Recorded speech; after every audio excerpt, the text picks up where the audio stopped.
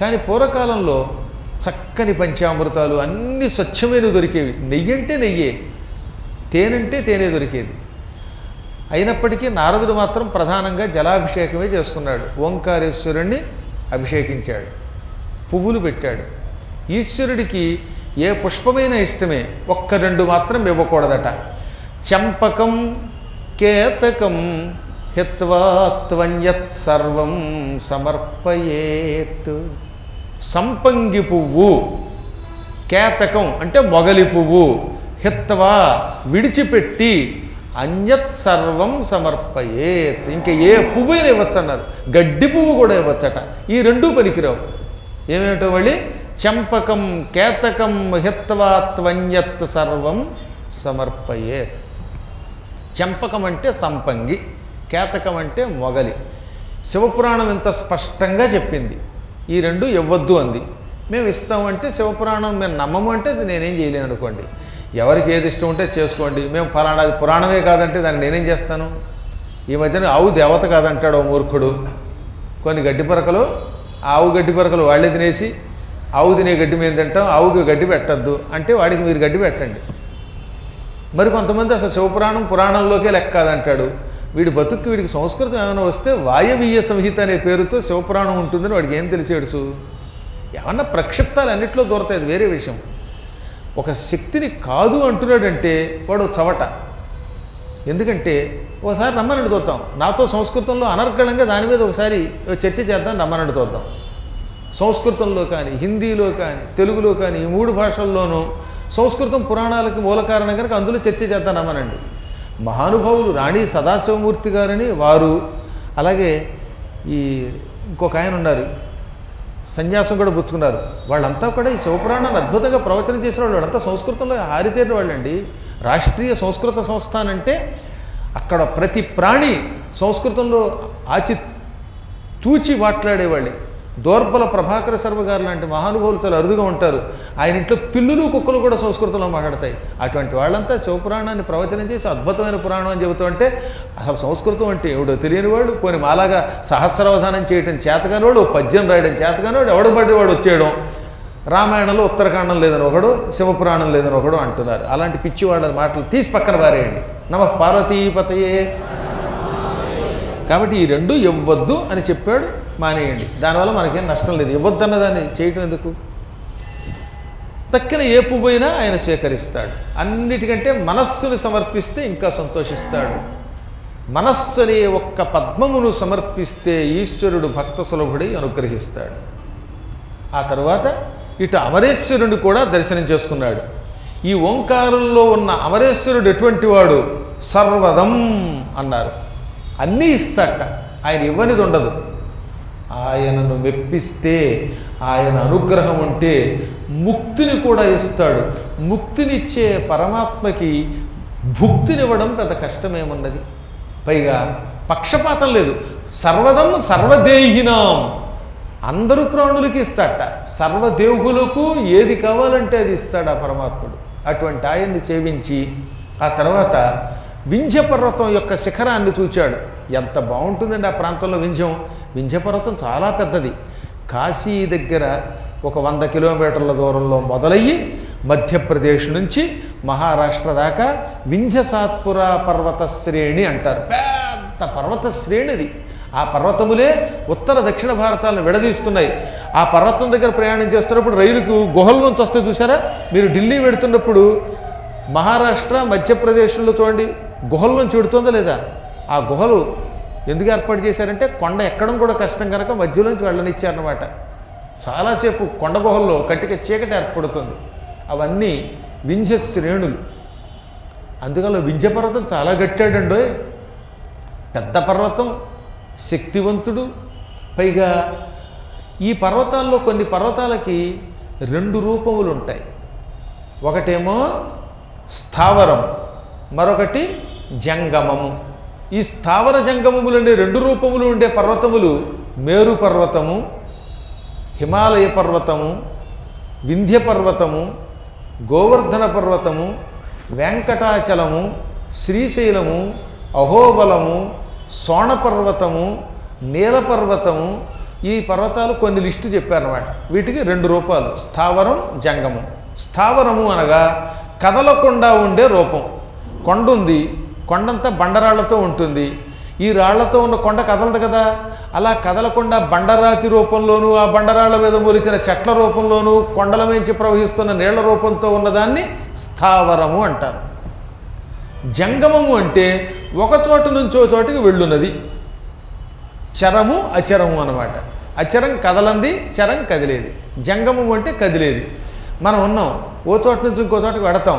మనకి 2 కాళ్ళు ఉన్నాయి, 2 చేతులు ఉన్నాయి, నడిచే శక్తి ఉంది, అక్కడికి వెళ్ళి ఆహారం తినే శక్తి ఉంది, నీళ్లు తాగే శక్తి ఉంది. ఇలా కదిలే వాళ్ళని జంగములు అంటారు.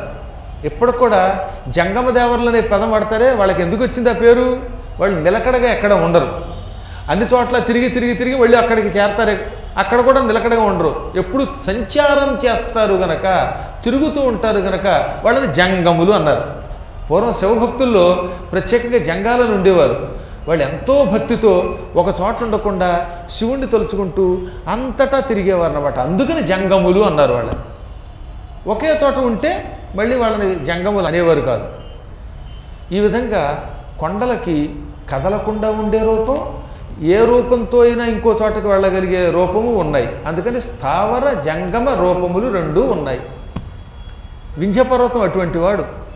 ఆయన ఒక మహారాజ వేషంతో కిరీటం ధరించి ఎక్కడికైనా వెళ్ళగలడు మానవ రూపంతో, అలా కొండ రూపంతో ఉండగలడు.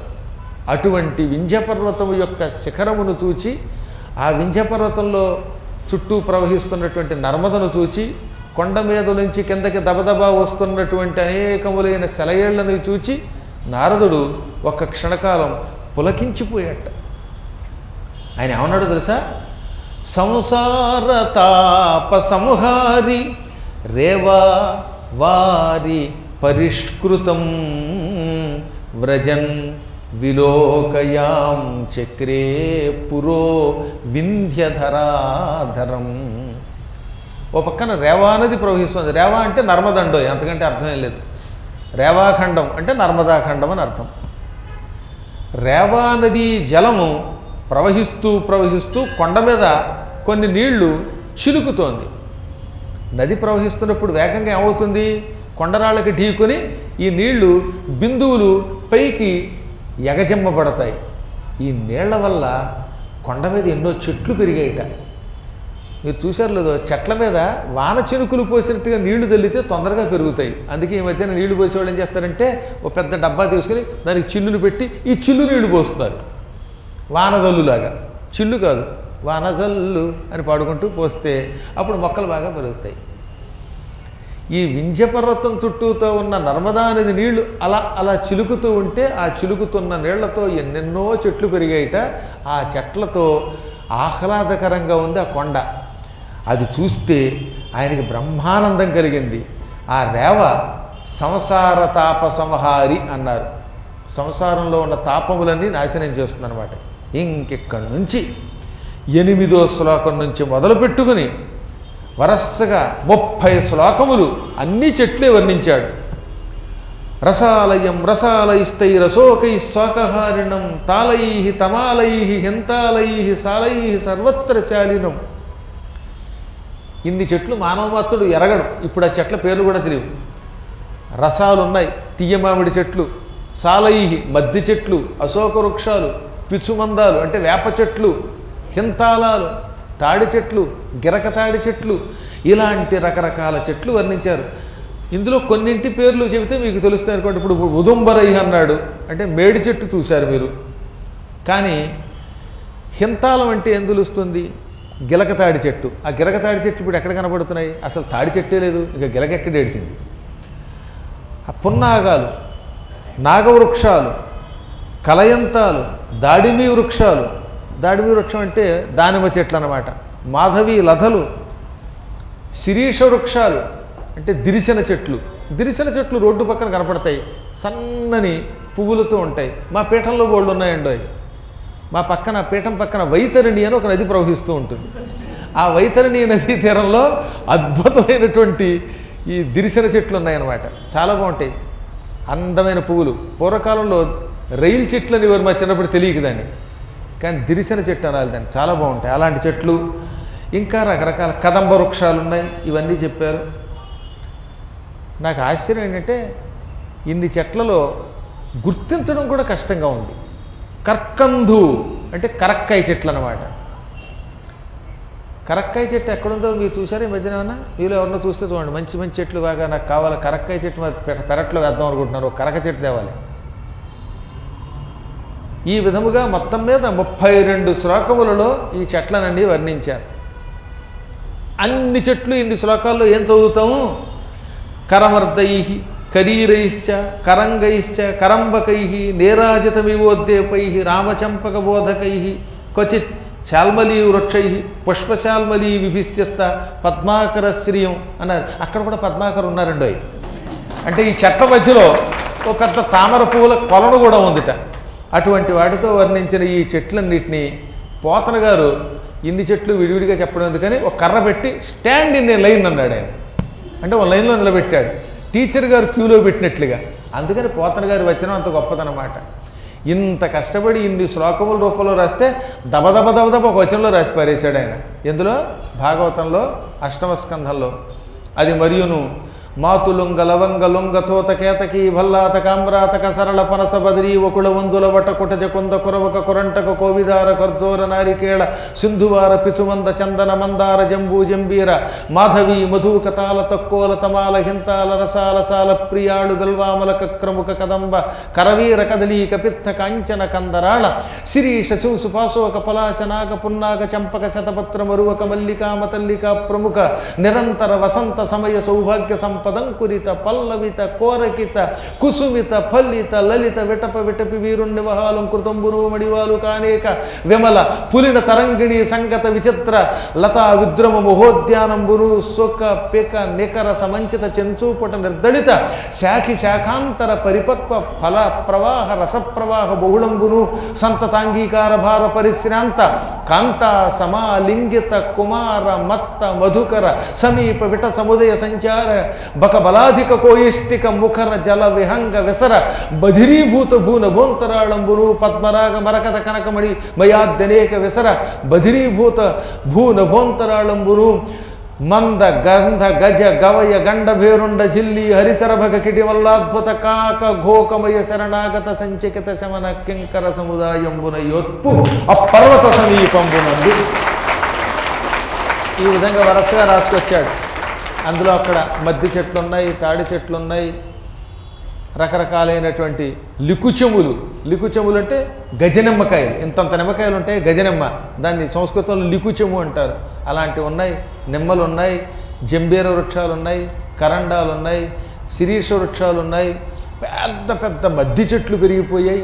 తెల్ల మద్ది చెట్లని అర్జున వృక్షాలు అంటారు అన్నమాట. అవి కూడా కనపడుతున్నాయి. ఇలాంటి ఎన్నెన్నో చెట్లు, ఆ చెట్లను చుట్టుకున్న ద్రాక్ష వంటి తీగలు, మాధవి లతలు, సన్న జాజులు, జాజులు, విరజాజులు, ఇంకా ఎన్నెన్నో తీగలు ఉన్నాయి. ఇంకా రకరకాలైన ఫలవృక్షాలు ఉన్నాయి. ద్రాక్ష, నారింజ, అనాస, పనస, మామిడి, ఇటువంటి పళ్ళన్నీ బాగా పండిపోయి ఆ పళ్ళ రసాలు ఎవరు తాగేవాళ్ళు లేకపోవటం వల్ల అక్కడికి చిలుకలు లాంటి పక్షులు వచ్చాయట. ఈ పక్షులు వచ్చి పండిన పళ్ళని ముక్కులతో పొడిచాయి. అవి కూడా ఎటువంటి ముక్కులు? నిశిత, మంచి పదునైన సమంచిత చెంచూపుట అన్నారు. పదునుగా అందంగా తలతల మెరిసిపోతున్న ముక్కులతో చిలుకల వంటి పక్షులు ఈ పళ్ళని పొడిచాయి. అప్పుడు ఏమైంది? పండిపోయిన మామిడి పండుని అలా పొడవడంతో చిల్లు పడినటువంటి ప్యాకెట్లోంచి నీళ్లు కారిపోయినట్టుగా దబదబదా రసం కారిపోయిందిట. అప్పుడప్పుడు మన వాళ్ళు తెస్తూ ఉంటారులేండి. ఈ మధ్యన ఒక ఆవిడ పట్టుకొచ్చింది, నా ఒళ్ళంతా పాలే, ఏమిటో ఇలా పాలు మీద పడిపోతున్నాయి, నేను కంగారు పడితే చూస్తే పాల ప్యాకెట్కి చిల్లుంది. ఆ చిల్లున్న పాల ప్యాకెట్ పట్టుకొచ్చి నాకు ఇచ్చింది ఆవిడ. ఇంకా నా ఒళ్ళంతా గోల, పాలు కాకుండా. శివుడికి అభిషేకం చేయమన్నారు కానీ నాకు పాలతో అభిషేకం ఎవరు చేయమన్నారా తల్లి అన్నాను నేను.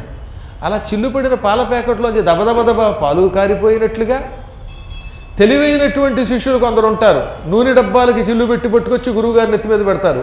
అలా ఆ చిల్లు డబ్బాలోంచి నూనె మీద కారినట్లుగా ఈ పళ్ళల్లో నుంచి రసం అంతా దబదబ కారిపోయింది. మామిడి పళ్ళు, ద్రాక్ష పళ్ళు, దానిమ్మ పళ్ళు, గజనిమ్మ పళ్ళు, నిమ్మ పళ్ళు, నారింజ పళ్ళు, ఇంకేవో దెబ్బకాయలు ఈ కాయల్లోంచి రసం కింద కారిపోయింది. ఈ కారిపోయిన రసం అంతా ప్రవాహం కింద వెళ్ళిపోతుంది ఏకంగా. పైగా ఒరిజినల్. ఇక్కడ పట్టుకొచ్చి ఎందుకు మీకు మామిడి రసం తాగండి మజా, మజా కాదు మొత్తం బాజా, ఆసుపత్రి బాధ. అందువల్ల ఈ రకరకాలైనటువంటి కెమికల్స్తో ఉన్నటువంటి రసాలు కాకుండా ఒరిజినల్గా ఏ కెమికల్ ఏ రసాయనము కలవనటువంటి రస పదార్థాలు వెళ్ళిపోతున్నాయి రసాలు. ఈ రసాలు అన్నీ కొంతసేపటి కలిసిపోతే ఏమైపోయింది, మిశ్రితం అయిపోయింది. అది ఎంత బాగుంటుందండి. దానిమ్మ కలిసిపోయింది, గజనిమ్మ కలిసిపోయింది, దబ్బకాయ రసం కలిసిపోయింది, మామిడి రసం కలిసిపోయింది, ఇంకేవో బత్తాయికాయ రసం కలిసిపోయింది, ద్రాక్ష రసాలు కలిసిపోయి ఈ మిక్చర్ ఉందే, ఈ మిశ్రిత రసం రోజు ఒక గ్లాస్ తాగితే ఇక డాక్టర్ గారి దగ్గరికి ఎందుకు కడతారు, అందరి ప్రాక్టీసులు పడిపోతాయి. అవునా? అలాంటి రసం తాగుతున్నారట అక్కడున్న ఋషులు.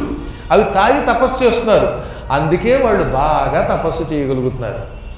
ఏకాదశి నాడు ఉపవాసం ఉన్నప్పుడు ఆ గ్లాసు రసం తాగితే ఇంక భోజనం ఎందుకండి, దిబ్బరొట్టు ఎందుకు, పనికి మళ్ళీ చట్నీలు ఎందుకు. అవునా? అంత హాయిగా ఉంది ఆ ప్రాంతం. ఇది కాక రకరకాల నవరత్నాలు అక్కడే ఉన్నాయి. పద్మరాగాలు, పుష్యరాగాలు, కనక పుష్యరాగాలు, ఇన్ని రకాల మణులు ఉన్నాయి. అడుగున ఇనుము మొదలైనటువంటి ధాతువులన్నీ ఉన్నాయి అక్కడ. ఆ కొండ మీద అడవిలో భయంకరములైన సింహాలు, గంధగజాలు అంటే మదించిన ఏనుగులు, ఇటువంటి ఏనుగులు వంటి జంతువులు ఉన్నాయి. పాములు తిరుగుతూ ఉన్నాయి. ఆడవాళ్ళు, మగవాళ్ళు, బెల్ల స్త్రీలు తిరుగుతున్నారు. అటువంటి వాటితో ఎంతో కోలాహలంగా ఉన్నది అపూర్వమైనటువంటి పర్వతం అట. అటువంటి వింధ్య పర్వతాన్ని చూచాడు ఆయన. ఆహా, ఇది కదా పర్వతం అనుకున్నాడు. ఆ సమయంలో నారద మహర్షి కోటి సూర్యుల కాంతితో వెలిగిపోతున్నాడు. నారదుడు కూడా చాలా తెల్లగా ఉంటాడు. అసలే ఆయన దేవఋషి, నారాయణ స్మరణ పరాయణుడు. అది కాక తీర్థయాత్రలు చేసి చేసి ఆయన శరీరం పరబ్రహ్మస్వరూపం అయిపోయింది. ఎన్నో తీర్థయాత్రలు చేసి ఎన్నో పురాణములు చెప్పగా శరీరం ఏమవుతుందండి? అది శరీరం కాదు, మానవ శరీరం కాదు. ఇన్ని తీర్థయాత్రల వల్ల, ఇన్ని పురాణములు ఆయన చెప్పడం వల్ల, నారదుడు లేకపోతే అసలు పురాణాలు లేవు కదా. నారదుడు లేకపోతే రామాయణం వాల్మీకి రాసేవాడా? నారదుడు లేకపోతే భాగవతాన్ని వ్యాసుడు రాసేవాడా? ఈ అష్టాదశ పురాణాలు మనకు వచ్చేవా వ్యాసుని ద్వారా? ఇన్ని పురాణములు ఆయనే చెప్పడం వల్ల ఆయన శరీరం అంతా బ్రహ్మతేజస్సుతో నిండిపోయింది. అటువంటి మహానుభావుని చూచాడు. బ్రహ్మసూను వపుస్తేజో దూరీకృత దరీతమా తమాగచ్చంతమాలోక్యం ఆనసంతమ ఉజ్జకౌ. పరమబ్రహ్మ తేజస్సుతో వస్తున్న బ్రహ్మ మానసపుత్రుడైన నారదుణ్ణి చూచి వింధ్యపర్వతం పులకించిపోయాడు. వింధ్యపర్వతానికి పరమభక్తి అని చెప్పాను కదా. ఆయనకి రెండు రూపాలు ఉన్నాయి. ఒకటేమో స్థావరం, ఒకటి జంగమం. అంటే కొండగా ఉండగా మానవ రూపం ధరించగలడు. అందువల్ల ఆయన అందమైన మహారాజ రూపం ధరించాడు. వింధ్యపర్వతాన్ని చూచి నారదుడు ఆనందించాడా, నారదుడిని చూచి వింధ్యం ఆనందించిందా అనేది ఇక్కడ చెప్పలేంట. ఎందుకంటే వింధ్యపర్వత సౌందర్యానికి నారదుడు పొంగిపోతున్నాడు. నారదుడు అంతటి వాడు గురువుగారు తేజస్శాలి వస్తూ ఉంటే ఈయన ఆనందపడ్డాడు. ఆనందపడి ఒక మహారాజ రూపం ధరించి ఎదురుగుండా వచ్చాడు. ముందు సాష్టాంగ నమస్కారం చేశాడు. ఒకసారి 8 అవయవాలతో అలా నమస్కారం చేశాడు. పెద్దలు మన దగ్గరకు వచ్చినప్పుడు సాష్టాంగ దండ ప్రణామం చేయటం ఒక యోగం. పక్క తప్పకుండా నరుస్తున్నా సరే సాష్టాంగ దండ ప్రణామం చేసి పారేమన్నారు. అలాగని కాళ్ళు ఆగేది. కానీ అలా దండం పెట్టాడు ఆయన. పెట్టి 2 చేతులు జోడించాడు. నా అదృష్టం బాగుండి నువ్వు వచ్చావన్నాడు. ఇంటికి ఇప్పుడు నారదుడు అతిథిగా వచ్చాడు. పిలవకుండా వస్తే అతిథి అంటారు. తిథి, వారం, వర్జ్యం చూడకుండా వస్తే అతిథి. సాధారణంగా మీ ఇంటికి వస్తున్నామని చెబుతాం కదా. 13వ తారీఖున బయలుదేరి 14న వస్తున్నామని చెబితే వాడు రెడీగా ఉంటాడు. పైగా మళ్ళీ ఏదో ఒకసారి చెప్తే చాలదా, బ్రిడ్జి దాకా వచ్చాక మళ్ళీ ఫోన్ చేస్తారా అండి? నేను మళ్ళీ బ్రిడ్జి డ్రైవింగ్ చేస్తున్నాడు, మళ్ళీ ఏం ఫోన్ చేస్తాడు మొహం. 10 సార్లు చెబితే వస్తే వాడిని అతిథి అనరు. తనంతా తాను వస్తే కనుక రెడీగా మనం కాసు కూర్చోవాలి, ఆయన ఎప్పుడు వస్తాడోనని. అలా వచ్చినవాడు అతిథి, అప్పుడు అతన్ని పూజిస్తే ఎక్కువ ఫలితం అని నేను అనలేదండోయ్. కాశీఖండంలో వ్యాసులు వారు చెప్పారు, మళ్ళీ గురువు గారి మీద పడకండి. కాబట్టి చెప్పకుండా వచ్చినప్పుడు రెడీగా ఉండి నమస్కరించాలి. ఆ వచ్చిన అతిథి గొప్పవాడవచ్చు, సామాన్యుడవచ్చు, ఎవడైనా అతిథి అతిథియే. ఇక్కడ ఒక అద్భుతమైన శ్లోకం చెప్పాడు వ్యాసుడు. గృహానాయాంతమాలోక్య గురుం వా గురుమేవ వా. గృహాన్ ఆయాంతం ఆలోక్య గురుం వా గురుమేవ వా.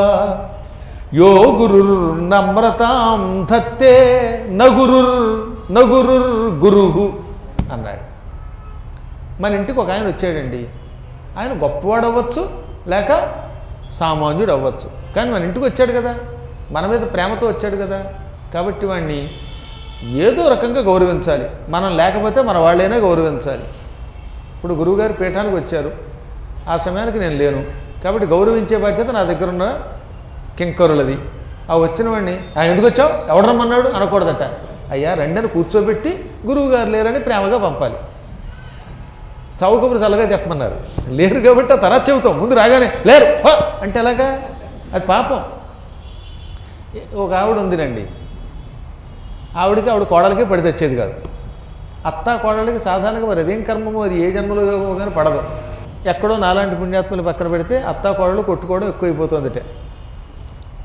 ఓ అత్తా కోడలు అలాగే కొట్టుకునేవారు. ఓ రోజున అత్తగారు నీళ్లు తేవడానికి చెరువుకి వెళ్ళింది బిందుచ్చుకుని. కోడలు ఇంట్లో ఉంది. ఇంతలో పాపం ఒక ముష్టివాడు వచ్చాడు. అమ్మా చచ్చిపోతున్నాను, ఆకలితో చచ్చిపోతున్నాను, బాబా ఇంత కూడెట్టండే అన్నాడు. అప్పుడు కోడలు అన్నం లేదు కన్నలేదు పో అంది. అని ఏడుస్తూ వీడు బయలుదేరాడు. కిలోమీటర్ నడిచి చెరువు దగ్గరికి వెళ్ళాడు. ఆ చెరువు దగ్గర అత్తగారు కనపడింది. ఏమండమ్మా మీరు లేరు, మీ ఇంటికి వెళ్ళాను, మీ కోడలు పొమ్మంది, అన్నం పెట్టలేదు అనగానే, నేను లేనప్పుడు నా కోడలు పొమ్మంటుందా, అదే వత్తి పొమ్మండానికి రా నాతో అందిట. అమ్మయ్య అత్తగారు అన్నం పెడుతున్నారు అనుకుని మళ్ళీ ఈ కిలోమీటరు ఈసురేమని అత్తగారితో కలిసి పైగా ఆవిడ కొండ వీడే మోసి ఆవిడ మొయ్యలేకపోతుంటే ఆ నీళ్లు పట్టుకొచ్చి వాకిట్లో పెట్టాక అత్తగారు లోపలికి వచ్చి ఈ దాన్ని ఏమంటారు చీర కొంగు బొడ్లో పెట్టి, ఈ ఇంటికి పెత్తనం నాది, అత్తగారి నేను, పొమ్మంటే నేను పోవాలి, ఆ కోడల వర్తు పొమ్మడానికి మా ఇంట్లో ముష్టి లేదు ఇంకోటి లేదు పో అందుకే.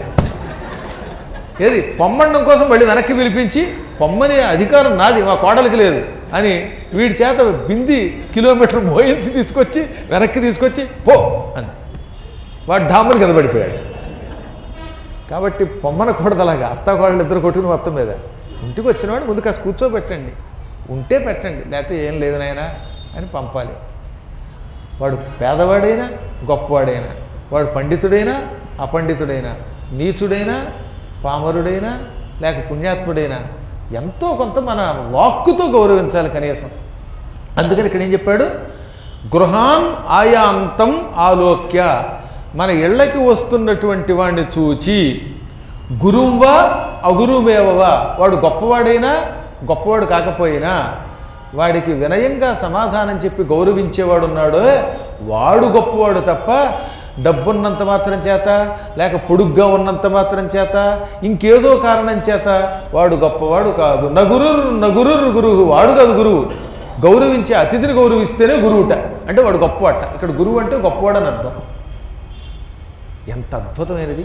దీన్నే శ్రీనాథుడు కాశీఖండంలో అనువాదం చేస్తే ఉన్నాడు, అతిథి కడు అల్పుడైన అత్యధికుడైన, అతిథి కడునల్పుడైన అత్యధికుడైన ఇంటికే తేర ప్రియమందునెవ్వడేని వాని గౌరవమది గౌరవంబు కాని కాదు గౌరవమాకార గౌరవంబు. అతిథి ఇంటికి వస్తే సంతోషించేవాడు గొప్పవాడవుతాడు తప్ప, వాడితో ప్రేమగా మాట్లాడితే గొప్పవాడవుతాడు తప్ప, ఎట్టి పరిస్థితుల్లోనూ వాడు ఎంత డబ్బున్నా కీర్తి ఉన్నా గొప్పవాడు కాదు. అది గౌరవం అంటే. ఈ రోజు నుంచి మీరు గుర్తుపెట్టుకోండి. అలాగని ఈ మాట చెప్పగానే మాకు తెలుసుని ఒక ఆయన ఉన్నాడు, పిచ్చాడు. గురువుగారు ఇంటికి వచ్చిన అతిథిని గౌరవించమన్నారనగానే రాత్రి బాబా అని ఎవడో వచ్చేట ముష్టివాడిని గౌరవించిన వాడే గొప్పవాడని మా గురువుగారు చెప్పారని చెప్పేసి ఆయనకు కూడా విశ్వనాథులాగా ఏదో ఉంటుంది వేరు బుద్ధి. మా విశ్వనాథులు అంటే వాళ్ళు కొందరు ఉంటారు. ఆయన ఇంట్లోకి తీసుకొచ్చి హాల్లో పడుకోబెట్టాడు. వాడు హాల్లో పడుకోలేనంటే బెడ్రూమ్ ఇచ్చి ఈయన హాల్లో పడుకున్నాడు. ఆ తర్వాత ఆయనకి భోజనం పెట్టాడు. తెల్లారులే చూసుకుంటే ఈయనకి డ్రాయర్ కూడా లేదు, మొత్తం పడుకుపోయాడు వాడు. గౌరవించమంటే అదే, ఎవరిని పడితే వాడు ఇంట్లోకి తీసుకొస్తే వాడు మొత్తం క్షౌరం చేసి పట్టుకుపోతాడు. వాడికి వీలుంటే ఇంత అన్నం పెట్టి పంపించేయి, లేదా బాబు లేదను అంటే తిట్టద్దన్నాడు, అగౌరవం చెయ్యొద్దన్నాడు. అంతేగాని ఇప్పుడు కలియుగంలో ఈ శ్లోకం ఐశ్వర మధ్యాహ్నానికి మీ ఇంటికి తీసుకెళ్ళారు లేనిపోయిన ఎవడ పడితే వాడు వస్తే ఒళ్ళు దగ్గర పెట్టుకోవాల్సిన కర్మయోగం వచ్చింది కలియుగంలో. గౌరవించడం అంటే ఇది నిజంగా జరిగిందండి. నేను పీఠానికి వచ్చిన వాళ్ళని గౌరవించమంటే ఓ దరిద్రుడు చేరి పీఠం నాదన్నాడు. ఏంటి పీఠం నాదని మళ్ళీ ఒక ఉత్తరం వాడు పైగా. అసలు పీఠం వాడికి ఇస్తే వాడు ఏం చేసుకుంటాడయ్యా మీరు ఆలోచించండి. ఇప్పుడు ఈ గుడి ఇచ్చేస్తే ఆ పిచ్చి పేరుకి ఏం చేసుకుంటాడు వాడు? గుడిని మెయింటైన్ చేయటం అంటే అంత కష్టమో తెలుసా? గుడిలో అభిషేకాలు చేయించాలంటే చాలా కష్టం. గుడి నాదని గొడవకు వచ్చాడు వాడు.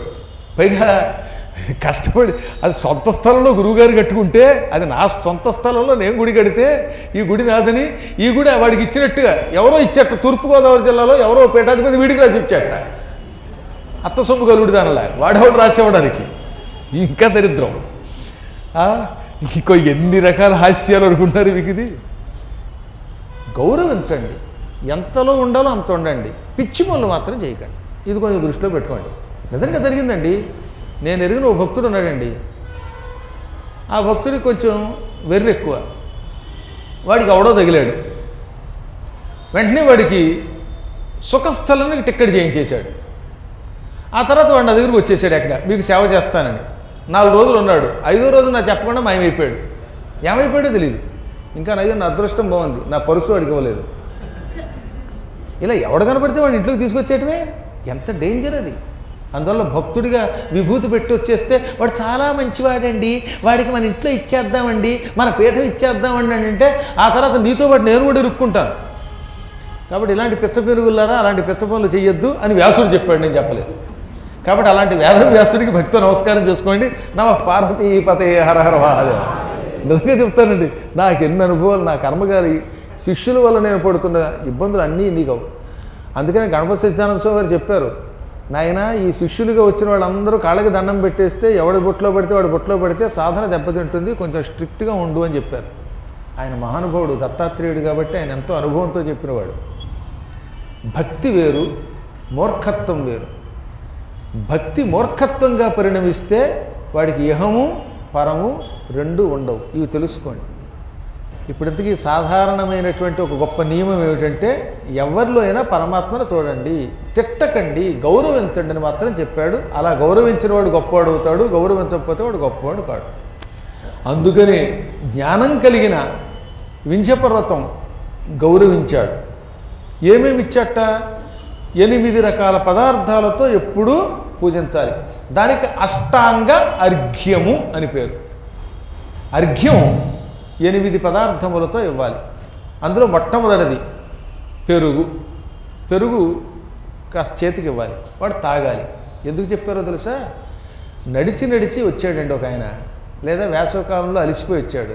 రాగానే కాస్త పెరుగు ఇవ్వడానికి గ్లాసులో పోసో లేకపోతే చేతిలోనో పెరుగు తాగితే ఎక్కడ లేని శక్తి వస్తుంది. మంచి పెరుగు, నేను చెప్పేది దిక్కుమాలిన ప్యాకెట్ పెరుగులుగా తోడు పెట్టిన పెరుగు ఇవ్వాలి. ఆ పెరుగు ఎక్కడ లేని శక్తిని ఇస్తుంది. అందుకని ముందు అలిసిపోయి ఇంటికి వచ్చినాడు పెరుగు చేతిలో పోసేవాడు. పెరుగు అంటే నెత్తి మీద పోయకూడదు, మళ్ళీ చేతిలో పోయాలి, అది తాగాలి.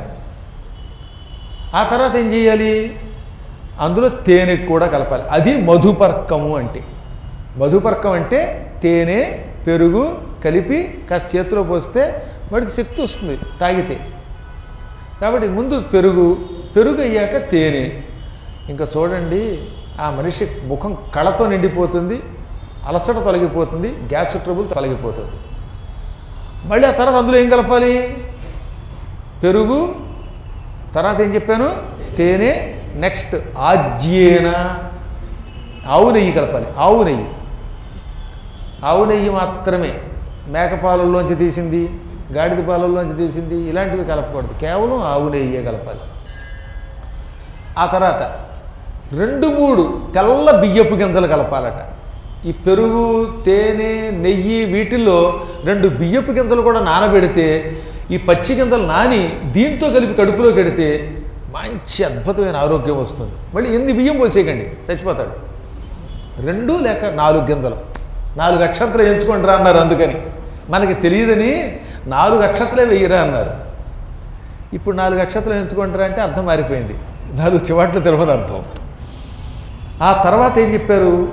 గరిక వెయ్యాలి. దోర్వయ, తెలైహి నువ్వులు, కుశైహి దర్భలు, ప్రసూనైహి పుష్పాలు.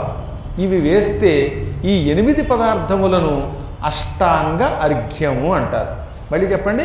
పెరుగు, తేనె, ఆవు నెయ్యి, తడిసిన నానబెట్టిన అక్షతలు, గరిక, నువ్వులు, దర్భలు, పుష్పములు. పుష్పాలు కూడా చేదు పువ్వులు కాకుండా కేవలం మందార పుష్పము, తీపి ఉండేటటువంటి ఆ లోపల కొంత తీపి ఉంటుంది, అటువంటి పువ్వులు, మంచి పువ్వులే వెయ్యాలి. విషాన్ని ఇచ్చే పువ్వులు ఉంటాయి, అవి కాకుండా వెయ్యాలి. ఈ 8 కలిపి అర్ఘ్యంగా పూర్వం ఇచ్చేవారు. దీనికి అష్టాంగార్ఘ్యం అని పేరు. ఆ అష్టాంగ అర్ఘ్యములతో నారదుణ్ణి వింధ్యపర్వతం పూజించినట్లుగా 44వ శ్లోకంలో చెప్పారు. అర్ఘ్యం పుచ్చుకున్నాడు ఆయన. కూర్చున్నాక అయ్యా కూర్చోండి అని ఓ బండరాయి వేశాడు. ఆయనే బండ కదా, పర్వతం అన్ని రాళ్ళే. 4 రాళ్ళు వెనకేసుకున్నవాడు ఆయనే. అందులో ఒక రాయి ఆసనంగా వేశాడు. ఈ మధ్యన ఇంకో శిష్యుడు వచ్చాడు.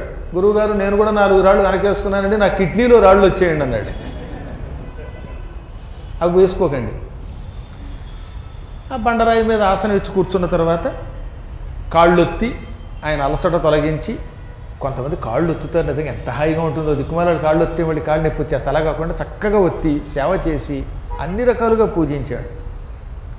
మహాత్మా నారద, నా పూర్వజన్మ సుకృతం వల్ల నీ దర్శనం అయ్యింది. గురువుల దర్శనం మానవుడికి ఇహం పరం 2 ఇస్తాయి. అందున నువ్వు తీర్థయాత్రాచరణశీలివి. ఎన్ని తీర్థయాత్రలు చేసావు? తీర్థయాత్రలు చెయ్యాలనే గాఢమైన కోరిక కలిగిన వాడివి. నిరంతరం నారాయణ స్మరణమే చేస్తావు. నువ్వు తిరగని క్షేత్రం లేదు. బహుశా చిట్ట చివరిగా నా దగ్గరికి వచ్చినట్టున్నావు. అందుకే అడుగుతున్నాను. ఇన్ని తీర్థయాత్రలు చేసావు కదా, ఇందులో నీకు ఎవడన్నా గొప్పవాడు తగిలాడా? తక్కిన తీర్థయాత్రలు నాకొద్దు, కొండల విషయం అడుగుతున్నాను. ఎందుకంటే నేను కొండని గనక. పర్వతాలలో ఎన్నో పర్వతాలు ఉన్నా నా అంత గొప్ప పర్వతం ఉంటుందా? ఇలా మొదలెట్టాడు. ముందేమో మీ రాక మాకు చాలా గొప్ప అన్నాడు.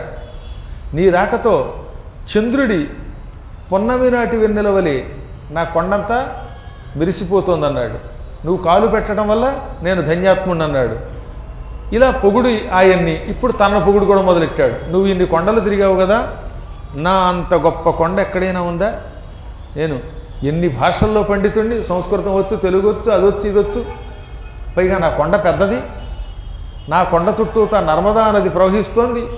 మరో పక్కన ఓంకారేశ్వరుడు ఉన్నాడు, మరో పక్కన అమరేశ్వరుడు ఉన్నాడు. ఎక్కడెక్కడి వాళ్ళు నా కొండ దగ్గర తపస్సు చేస్తూ ఉంటారు. కాబట్టి ప్రపంచంలో కొండ అంటే నేనే. నీలపర్వతం నాకు కాలి గోటికి పనికిరాదు. నీలి పర్వతం అసలు పనికిరాదు. మందర పర్వతం, సర్పాలయం అది పనికిరాదు. ఎందుకంటే మందర పర్వతం పాములు ఉంటాయి ఎక్కువ. పాములు ఉన్న కొండ కొండ కాదు. వెంకటాచలం ఓ మాదిరి కొండ. శ్రీశైలం అది అంతే. మేరు పర్వతమే కొంచెం నాతో పోటీ వస్తాను అంటూ ఉంటాడు. వాడు కూడా నాతో గొప్పవాడు కాదనుకుంటున్నాను. నువ్వే చెప్పాలి ఈ విషయాన్ని. ఎందుకంటే నువ్వు పండితుడివే కాక ప్రపంచమంతా తిరిగిన వాడివి కనుక, ఎవరెవరు ఎటువంటి వాళ్ళు ఎరిగిన వాడివి కనుక నిన్ను అడుగుతున్నాను. నువ్వు వరల్డ్ నెంబర్ 1 ర్యాంక్ ఎవరికి ఇస్తావు చెప్పన్నట్ట. అంటే రాగానే అవతలవాడిని పొగిడి మాలో ఎవరు గొప్పవాళ్ళు అంటే సహజంగా ఎవరన్నా లొంగిపోతారుగా. అని అంత గొప్పవాడు ఎక్కడున్నాళ్ళే అంటారు. ముఖస్థుతికి అలా అంటారు. అలా అనిపించుకుని తాను గొప్పవాడిని అనిపించుకుని ఆనందించాలని ఈయన కోరిక. ఇలాంటి వాళ్ళని మేమైతే బాగానే చూస్తూ ఉంటాం. నా దగ్గరికి వచ్చినప్పుడు పద్మాకర్ గారు అసలు మీ అంత బాగా పురాణం చెప్పరంటారు. మళ్ళీ వీడు ఇక్కడి నుంచి ఇంకో చోటకి వెళ్ళాడు అనుకోండి, అవతలైన పురాణం దగ్గరికి వెళ్ళి రేపు పొద్దున్న ఏమంటే అసలు మీ అంత బాగా ఎవరు చెప్పరండి, మీ పురాణమే వింటానండి అంటాడు. ఎక్కడికడితే అక్కడే. ఇవన్నీ చూసుంటాం. అందువల్ల ఇవే నమ్మం మేము. విన్నారా తరిస్తారు, వాడికి నచ్చిందా అది వాడి అదృష్టం, నచ్చకపోతే నాకు వచ్చే నష్టం ఉంది. నేను చెప్పాలనుకున్నాను చెబుతున్నాను, ఎవడు విన్నా వినకపోయినా చెబుతున్నాను. ఇక్కడ మీరు కొంతమంది వచ్చి వింటున్నారు, కొందరు లైవ్లో వింటున్నారు, కొందరు అసలు వినరు. I don't care. భగవంతుడు నన్ను మానవుడిగా సృష్టించాడు, అందులో పండితుడిగా సృష్టించాడు, పురాణములు చెప్పి ఒక యోగం ఇచ్చాడు. ఆ పురాణములు చెప్పి నేను తరించాలి, అది నా కోరిక. దానికి ఎలాగో మహానుభావులు కొందరు సహకరిస్తూనే ఉన్నారు. ఆ సహకారం ఉందా చెబుతాం, వాడు సహకరించకపోతే గోడకి చెప్పుకుంటాం. మీకు ఒక విషయం చెప్పాలండి. చాలా కాలం క్రితం నేను పురాణం 86లో మొదలెట్టాను. అప్పుడు చెప్పినప్పుడు కొంతమంది గ్రాంథికం బాగుందన్నారు, కొంతమంది మీ భాష అర్థం కాలేదన్నారు. ఏం పట్టించుకోలేదు. నేను ఒకడి కోసం చెప్పట్లేదుగా. ఈ అన్నవాళ్ళందరూ నాకేం ప్రమాణం కాదు, నాకు కావలసింది పరమాత్మ. అలా 86 నుంచి చెప్పుకుంటూ ఉండగా 93లో అంబికా కృష్ణ గారు నాకు శిష్యులు అయ్యారు. అంబికా దర్బార్బత్తి పేరు ఉన్నారు కదా, భగవంతునికి భక్తునికి అనుసంధానమైన అంబికా దర్బార్బత్తి మేనేజింగ్ డైరెక్టర్ అంటారు, వాళ్ళు చైర్మన్ అంటారు అనుకుంటారు ఆయన, కృష్ణ గారు. అంబికా కృష్ణ గారు నాకు పరమ శిష్యుడు. మీరు కావాలంటే అడగండి, గురువు గారు అంటే మీకు ఎంత భక్తి అంటే అమ్మో అంటూనే చెబుతూనే ఉంటాడు ఆయన. ఆయన నా దగ్గర మంత్రోపదేశం కూడా పొందారు. ఒక మంత్రం కాదు, 2-3 మంత్రాలు పొంది నిత్యం చేసుకుంటున్నవాడు, గురుభక్తి కలిగినవాడు, పురాణములంటే ఇష్టం. ఆయన దేవీ భాగవతం వినాలనుకున్నారు. అలా మొదలైంది మా బంధం. మీరు దేవీ భాగవతం కొద్దిగా చెబితే ఒక చోట విన్నాను. దేవీ భాగవతం సంపూర్ణంగా ఎన్నాళ్ళు పడుతుందంటే ఒక 40 రోజులు చెప్పుకుందాం అన్నాను. ఏమండి ఈ రోజుల్లో పురాణం పెద్దగా వింటలేదు కదా, నేను వింటాను మీరు చెబుతారు, కానీ ఎక్కువగా జనం లేకపోతే మీరు చెప్పలేరా, ఉత్సాహంగా ఉండదా మీకు అని అడిగారు ఆయన. తీరా నేను ఒక 40 రోజులు దేవీ భాగవతం పురాణం ఏర్పాటు చేస్తాను, ఫలానా ఆలయంలో చెప్పుకుందామని మీరు అన్నారు, చెబుదాం, మొదలు పెడదాం. నేను గ్యారంటీగా 40 రోజులు వస్తాను. ఒకవేళ ఏ కారణం చేతనైనా నేను రాకపోతే నా ప్రతినిధులుగా నా తమ్ముళ్ళు, నా భార్య ఎవరొకళ్ళు వస్తారు. కానీ పురాణం చెప్పేవారికి ఎక్కువ మంది జనం లేకపోతే ఉత్సాహం ఉండదంటారు. అందువల్ల అడుగుతున్నాను, ఒకవేళ ఎవరన్నా లేకపోతే చెబుతారా అని అడిగితే, ఏమండి ఈ మనుషుల గురించి ఆలోచించకండి, నేను చెబుతాను, మీరు కూర్చోండి. ఇది శివాలయం, శివుడే శ్రోత అనుకుంటాను, ఆయనకి చెప్పేసి వెళ్ళిపోతాను. ఎవడన్నా లేకపోతే గోడకి చెప్పి వెళ్ళిపోతాను. మాకు ఎలాగో కెమెరాలకు చెప్పడం అలవాటు కదా. ఇప్పుడు దూరదర్శన్లో ఎవరుంటారు, కెమెరా తప్ప. కొన్ని టీవీలు కడతాం, ఆ టీవీలో రికార్డ్ చేస్తారు, రికార్డ్ చేసినప్పుడు కెమెరాయే మాకు కొన్ని కోట్ల మంది ప్రేక్షకులు, ఆ కెమెరాను చూస్తూ చెప్పుకుపోతాం. ఆ తర్వాత మీరు లైవ్లో వింటారు, చూస్తారు. అవునా? దూరదర్శన్ ఎవరుంటారండి, ధర్మ సందేహాలు. రేపు 24వ తారీఖు నాడు దూరదర్శన్ యాదగిరిలో లైవ్ ఉంటుంది. ఆ లైవ్లో మాకు ఎవరు కెమెరా పెట్టి ఆయన, మరి రికార్డు చేసి పెట్టేటటువంటి ఆయన, నేను ఉంటాను, అంతే కదా. కానీ ఎలా చెబుతున్నాం అంటే, నాకు ఆ కెమెరాలో ఈ దూరదర్శన్లో ప్రత్యక్ష ప్రసారంలో వింటున్న 5 కోట్ల మంది కనపడతారు. యావత్ తెలంగాణము అందులో కనపడుతుంది. అవునా? అది చూసుకోవాలి. అలాగే నేను పురాణం చెబుతాను, శివుడు వింటాడు, శివుడు వింటే ప్రపంచం అంతా విన్నట్టే. ఆ రకంగా చెబుతానంటే ఆయన ఆశ్చర్యపోయాడు. కానీ మళ్ళీ చెబుతున్నాను వినండి, ఈ పురాణం చివరికి వచ్చేసరికి హాలు పట్టరన్నా నేను. అసలు హాలు చివరికి కాదు, మొదటి రోజు పురాణానికి 100 మంది వస్తే 5వ రోజు పురాణానికి 1000 మంది వచ్చేవారు. 18 పురాణాల ప్రాజెక్ట్ ఎక్కడ జరిగినా కిటకిటలాడిపోయారు. ప్రచారం జరగాలి, అసలు పురాణం జరుగుతుందని తెలిస్తే వచ్చారు, వచ్చిన తర్వాత 2వ రోజు మానలేదు. కాబట్టి ఆ పురాణములు పరమాత్ముడే వినేలా చేస్తాడు, ఆయనది బాధ్యత, మనకి ఎందుకండి ఇది. ఎవరు విన్నా వినకపోయినా మనం చెప్పుకుపోవాలి, మన ధర్మం. అలాగే ఒకళ్ళ కోసం కాదు, మనం పొగిడినా పొగడపోయినా మీ పురాణం మేము వింటామన్నా, ఎక్కడికెడితే అక్కడ ఏ డబ్బా వేసినా నేను పట్టించుకోకుండా భగవంతుడి కోసం చెబుతాను. కానీ కొందరికి బలహీనత ఉంది, పొగిడించుకోవడం వాళ్ళకి ఇష్టం. ఇప్పుడు వింధ్య పర్వతానికి నువ్వే గొప్ప పర్వతం అని పొగడాలి నారదుడు, పొగిడించుకోవడానికి ముందు నారదుడిని పొగిడాడు. నారదుడు ఆ ట్రాప్లో పడ్డావు, ఎందుకంటే ఆయన గురువు, గురువులకు గురువు. అందుకని ఆయన హృదయంలో ఒక్క క్షణసేపు ఆలోచనలో పడ్డాట. ఎంత విచిత్రం ఇది.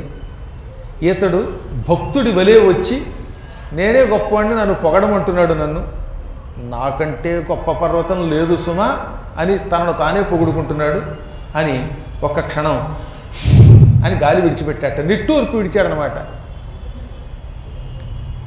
అయితే ఆయన మహానుభావుడు. భవిష్యత్తులో ఒక కష్టం వస్తుంది నేను చెప్పే పని వల్ల, ఆ కష్టం తర్వాత కాశీ మహిమ లోకానికి తెలుస్తుంది అని గ్రహించినవాడు. అందుకని ఏం చేశాట, వీడి సంగతి ఏంటో చూద్దాం అనుకున్నాడు. వెంటనే ఇలా అన్నాడు, ఏమని, నాయన నేను తీర్థయాత్రలకు వెళ్ళిన చోటల్లా ఒక్కొక్క సమస్య ఎదుర్కొంటున్నాను. ఆ సమస్య నీతోటే మొదలవలేదు, ఎంతో పూర్వం కూడా మొదలయ్యింది. అనగా నీలాంటి వాడు తగిలేరు నాకు. శ్రీశైల ముఖ్యాఖ్యం శైలాలేఖ సంత్యమల శ్రియ. ఈ ప్రపంచంలో ఎన్నో కొండలు ఉన్నాయి, అందులో ఎత్తుకోవడం శ్రీశైలంతో ఎత్తుకున్నాడు ఆయన. అంటే నారదుడికి శ్రీశైలం అంటే కొంచెం ఇష్టం.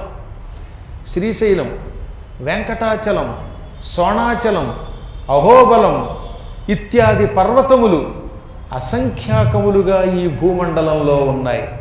ఈ కొండలన్నీ కూడా ఎన్నో రకాలైన మహిమలతో నిండినవే. అమలశ్రియ, కుళ్ళు లేని కల్మషము లేని సంపదలతో నిండినవి. అనగా ఆ కొండలు మహిమ కలిగినవి. అక్కడికి వెడితే మనకు పుణ్యం వస్తుంది, అక్కడికి వెడితే జ్ఞానం వస్తుంది, అక్కడికి వెడితే ఆనందం కలుగుతుంది, మనం తరిస్తాం. మానవులను తరింపచేసే కొండలు చాలా ఉన్నాయి. అవి శ్రీశైలం వంటి ఎన్నెన్నో కొండలు ఉన్నాయి. ఈ కొండలు ఏవి ఆత్మస్థుతి చేసుకోలేదు, తమను తాము పొగుడుకోలేదు. నేను వెళ్ళాను శ్రీశైలానికి, శ్రీశైలం తనను పొగుడుకోలేదు. వెంకటాచలం పొగడుకోలేదు, అహోబలం పొగుడుకోలేదు. కానీ ఒక్క మేరు పర్వతం దగ్గరికి వెడితే ఆయన నేనే గొప్పవాడిని కదా అన్నాడు. ఇప్పుడు తీరా ఇక్కడికి వస్తే నీ దగ్గరికి నిన్ను నువ్వే పొగుడుకుంటున్నావు. ఎవరి గొప్పతనం ఏమిటో మేమేం చెబుతాం. ఇప్పుడు ఆయన ఓ బాంబు వేసిపోయాడు ఇక్కడ నారదుడు. అక్కడ మేరు పర్వతం పొగుడుకున్నాడు, అతడికి నేను సమాధానం చెప్పలేకపోయాను. ఇక్కడికి వస్తే నువ్వు పొగుడుకుంటున్నావు. నీ బలం నువ్వెరుగుదువు, అతని బలం అతను ఎరుగును. ఇలా ఈ ప్రపంచంలో ఎవరి గొప్పతనం వాళ్ళకే తెలుస్తుంది, పక్కవాడికి ఏం తెలుస్తుంది. కాబట్టి నీ గురించి నీకే తెలియాలి, అతని గురించి అతనికే తెలియాలి. కానీ అతను నేనే గొప్పవాడిని అంటాడు, నువ్వు నేనే గొప్పవాడిని అంటాడు, ఇంకోడు నేనే గొప్పవాడిని అంటాడు. ఇలాంటి వాడు ఒక 5-6 తగిలారు. ఈ 5-6 తమను తామే పొగుడుకుంటున్నారు. ఏ పార్టీకి ఆ పార్టీ సర్వే చేయించుకుని నేనే నెగ్గుతానంటోంది. ఎవరు నెగ్గుతారో ఈవీఎంలు బయటకు వచ్చాక తెలుస్తాయి. ఇది పరిస్థితి. ఇంతకు మించి నాకేం తెలియదు. చివరికి చెప్పలేదు ఆయన, నువ్వు గొప్ప వాడు గొప్ప అనలా. వాడికి వాడే గొప్ప అంటాడు, నీకు నువ్వే గొప్ప అంటావు. ఎవరు గొప్ప ఏమిటో మీకే తెలియాలి. నారాయణ నారాయణ, ఇంతకు మించి నాకేం తెలియలేదు అని వెళ్ళిపోయాడు. పాపం వింధ్యపర్వతం ఏమో తనని పొగడించుకోవడానికి ఇంత కష్టపడితే పొగళ్ళేస్తారు కదా, మేరు పర్వతం కూడా నేనే గొప్పవాడిని అనుకుంటున్నాడు అనే మాట ఇక్కడ పేల్చి వెళ్ళిపోయాడు. దాంతో మండిపోయింది. గురువుగారైన నారదుడు నన్ను పొగడకపోయినా పర్వాలేదు కానీ నాలాగే మేరు పర్వతం కూడా తనను తాను పొగుడుకుంటున్నాడు అన్నాడు. ఈ మేరుగాడు నాకంటే గొప్పవాడా అని ఇప్పుడు ఈయనకి మంట మొదలయ్యింది. ఇది పెద్ద గొడవ. నారదుడు ఎక్కడికి వెళ్ళాలో అక్కడికి వెళ్ళాడు. అందుకని దిగ్జీవితం శాస్త్రకళోజ్జితస్య దిగ్దీవితం చోద్యమవర్జితస్య దిగ్జీవితం జ్ఞాతి పరాజితస్య దిగ్జీవితం వ్యర్థమనోరథస్య. కష్టపడి గురువు దగ్గర శాస్త్రములు చదువుకోని వాడి జీవితం దండగా. అంటే మానవుడై పుట్టాక ఓ మంచి గురువుని ఆశ్రయించు. ఆ గురువు దగ్గర ఏం నేర్చుకోవాలి? శాస్త్రాలు చదువుకోవాలి. వ్యాకరణం, ఛందస్సు, జ్యోతిషం, కల్పం, నిరుక్తం, మీమాంస ఇటువంటి షడంగాలు చదువుకోవాలి. శాస్త్రాలు గురువు దగ్గర చదువుకోకపోతే వాడి జీవితం దండగా. చదివిన తర్వాత దానిని గుర్తుపెట్టుకోకపోతే వాడి జీవితం దండగా. శత్రువుల్ని, జ్ఞాతి అంటే శత్రువు, శత్రువుల్ని జయించకపోతే వాడి జీవితం దండగా. శత్రువుని నాశనం చేసేయాలి. అనుకున్న కోరిక తీర్చుకోకపోతే వాడి జీవితం దండగా. వ్యర్థ మనోరథుడు అంటే వాడి మనస్సులో కోరిక తీరట్లేదన్నమాట. అటువంటి వాడి జీవితం దండగా. కానీ దీనికంటే కొంచెం తెలుగు పద్యం ఇంకో అందంగా ఉందండోయ్. తెలుగులో శ్రీనాథుడు అందంగా అనువాదం చేశాడు. శాస్త్రమాచార్యు సన్నిధి చదువడేని యుద్ధ బోధంబు మది సంగ్రహింపడేని జ్ఞాతి జయమందడేని తెగువ మీరి ప్రతిజ్ఞ సాధింపడేని జ్ఞాతి జయమందడేని తజ్జనుడు జనుడే. గురువు దగ్గర శాస్త్రం చదువుకోకపోతే ఆ మనిషి కాదు. చదువుకున్న దాన్ని గుర్తుపెట్టుకోకపోతే వాడు మనిషి కాడు. కొంతమంది చదువుతారు, ఏం లాభం, ఏది గుర్తుండదు. అంబరీషోపాఖ్యానం నా చిన్నప్పటి నుంచి చెబుతున్నాడు ఒక ఆయన. ఇప్పటి కనీసం 500 సార్లు చెప్పాడు. అయినా మళ్ళీ ఆ కింద పద్యం చూడకపోతే గుర్తుకురాదు, ఆ తాత్పర్యం చూడకపోతే పురాణం చెప్పలేడు. ఇంకేమిటి ఉపయోగం? నువ్వు రోజు చెప్పే పాఠం కూడా చూడకుండా చెప్పలేకపోతున్నావు అంటే అది గుర్తుపెట్టుకోవట్లేదు అనమాట. 2 ఏళ్ళు 4 2 ఏళ్ళు 4 2 ఏళ్ళు ఎంతరా? ఆ పక్కవాడు చెప్పాక నాకు తెలుసులే 2 ఏళ్ళు 4 నాకు ఎన్ని వచ్చేసాయో ఎక్కాలనుకోవడం. మళ్ళీ 3 రోజులు పోయాక 2 ఏళ్ళు అంతా అంటాడు. అలా చదువుకున్నది గుర్తించకపోతే, గుర్తుపెట్టుకోకపోతే వాడి జీవితం దండగా. తెగువ మీరి ప్రతిజ్ఞ సాధింపడేని. ఒక ప్రతిజ్ఞ చేశాక, అంటే పక్కవాడిని జయిస్తాను లేక ఈ పని చేస్తాను అన్నాక దాన్ని ధైర్యంతో సాధించాలి. జ్ఞాతి జయమందడేని, శత్రువు మీద విజయం పొందాలి, శత్రువుని జయించాలి. అలా పొందకపోతే తజ్జనుడు జనుడే, ఆ జనుడు కాడు అన్నాడే. శ్లోకం ఒక అందం, తెలుగు ఒక అందం. రెండు పక్కన పెడితే ఏది అందం అంటే దేని అందం దాందే. ఇందాక నారదుడు చెప్పినట్టుగా మేరుపర్వతం గొప్పతనం మేరుపర్వతంది, వింధ్యపర్వతం గొప్పదనం వింధ్యపర్వతంది. శ్లోకం గొప్పదనం శ్లోకంది, తెలుగు పద్యం గొప్పదనం తెలుగుదనంది. ఇలా అనుకున్నాడు. ఇంక ఈయనకి మంట మొదలైంది. ఈ మంట రేపటిదాకా అట్టే పెడదాం, మనకే తంట లేకుండా. భక్తులందరికీ శుభం కలుగుగాక.